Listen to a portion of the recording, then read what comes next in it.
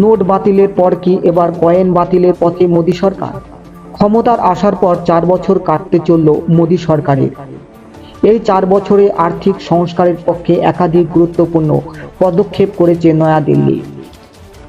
Note বাতিল ও GST লাগুর পর এবার আরও একটি গুরুত্বপূর্ণ পদক্ষেপ করতে চলেছে তারা। সূত্রের খবর, কয়েন তৈরি বন্ধ করে দিয়েছে রিজার্ভ ব্যাংক। নয়ডা, মুম্বাই, কলকাতা ও হায়দ্রাবাদের টাকশালে কয়েন তৈরি করে রিজার্ভ ব্যাংক। সূত্রের খবর, 4টি টাকশালে মঙ্গলবার থেকে কয়েন তৈরি বন্ধ করা হয়েছে। অনির্দিষ্টকালের জন্য বন্ধ রাখা হয়েছে কয়েন তৈরি।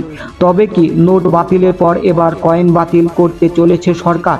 রিজার্ভ ব্যাংকের সিদ্ধান্তে এমনই প্রশ্ন উঠছে বিভিন্ন মহলে।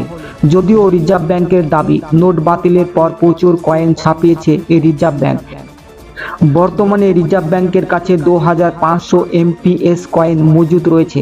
সেই জন্যই নতুন করে কয়েন তৈরি বন্ধ রাখা হয়েছে।